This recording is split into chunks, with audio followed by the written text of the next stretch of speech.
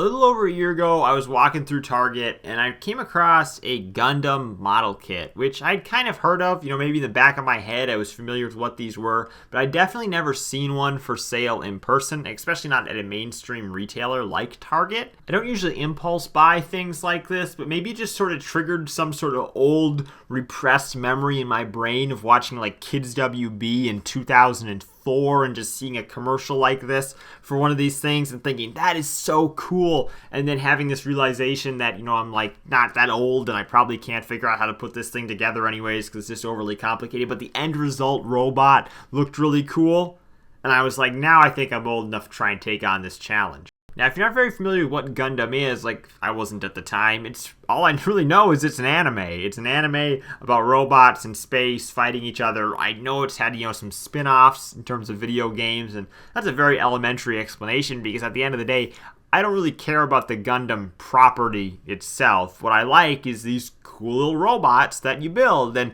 if you're not familiar with Gundam yet, that's probably what you're going to get out of this as well. Because I used to like building Lego sets. I would build them. I would never take them apart. I would never reuse the bricks and build something else. I would just build the Lego set and put it on a shelf. And I thought it looked cool. But, as time goes on, you get into your teens. And by 15, 16 years old, I wasn't buying Lego sets anymore. And then, here in my 20s, I've gotten into buying Gundam kits, or Gunpla kits as they're called, which is basically like a Lego, but it's some smaller, more plasticky pieces that aren't, formed to just fit together. They only fit together in a certain way, and it comes with an instruction book, just like you'd find in a Lego set. Also typically comes with some stickers, though people oftentimes say the less stickers you get, the better. You really just want the design of this to be made up of the different colors from the individual pieces, because the pieces themselves are pre-colored, so that's why you see the different colors on here. It's not because somebody necessarily painted it, though there are plenty of people online you'll find that do custom paint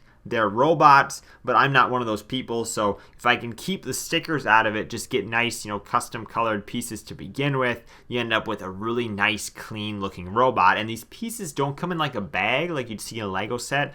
For most kits, and you have to pay attention, but for most beginner kits, entry-level kits is the phrase they'll use, you'll see that the pieces just kind of just break off the sheet. It'll say there's no tools required. It's still nice to have, either the specific tool you need or a wire cutter, because I think a wire cutter does a great job. A household scissors could work, but you end up with a little bit of a sharp nub, where the piece came off. But for most kits, you won't need any special tool unless you get into the higher levels, which is kind of what I want to cover in here, is just the bare basics of understanding these Gunpla kits.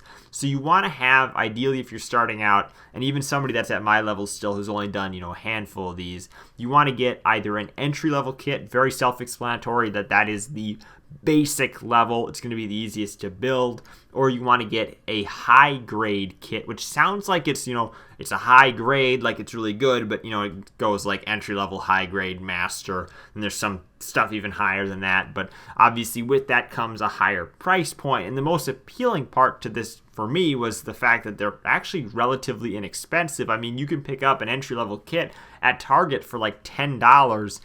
Maybe the high-grade kits, maybe $15 to $25. The prices can range a little bit there, and you can get good sales if you're familiar with the store Hobby Lobby or have that in your area. They typically sell them at most Hobby Lobby locations, and they will periodically run 40% off all of their kits. So you get 40% off. All of a sudden, you're getting a high-grade kit for like $12. Maybe that was originally $20.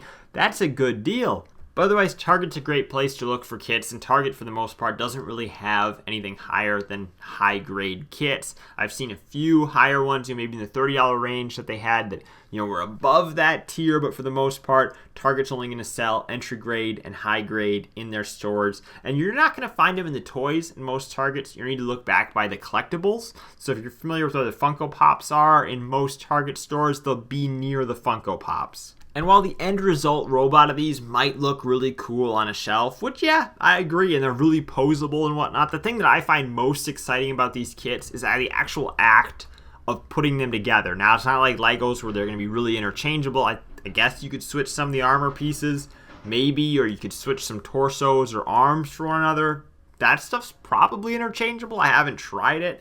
But really what I enjoy about this is the process of breaking the pieces off, putting it together and just slowly seeing this robot come to life. I mean, the entry grade ones, for me, take like an hour and a half or 2 hours for me to put together, and it's just, you know, me looking through the sheet, trying to find the pieces, matching it to the instructions, clipping it together. And you know, the high grades can take me, you know, 2, maybe 4 hours, and I just like the time, that the patience, the quietness that goes into actually working on these is, I guess, what I find to be so enjoyable about them. It's not the fact that I like the things that are associated with the properties. I don't know anything about Gundam, and I do know that there's a line of Transformers ones out there. I really like Transformers, but the Transformers ones seem like they're about twice the price, and overall just don't seem to carry quite the same degree of detail. There's even Pokemon ones, but they also seem like they are, you know, far fewer pieces, uses a lot of large pieces. For instance, you might have one of Pikachu, but you know, Pikachu's rounded face and ears is like one piece,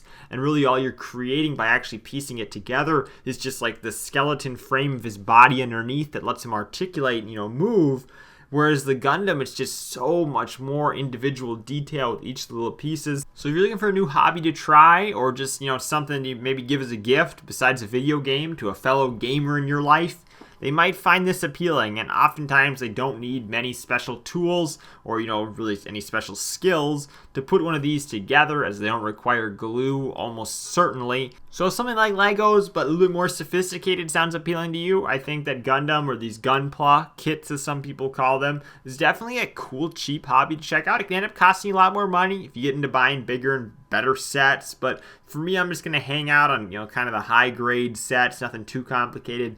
Don't want to spend too much money on each one, and I'll buy them periodically when I feel like I have a, you know, rainy day set aside where I'm going to work on them, because they can take a few hours, and I do find that to be a pretty enjoyable part of the process. Thank you guys for watching. I'm Bailey, and I will see you in the next video.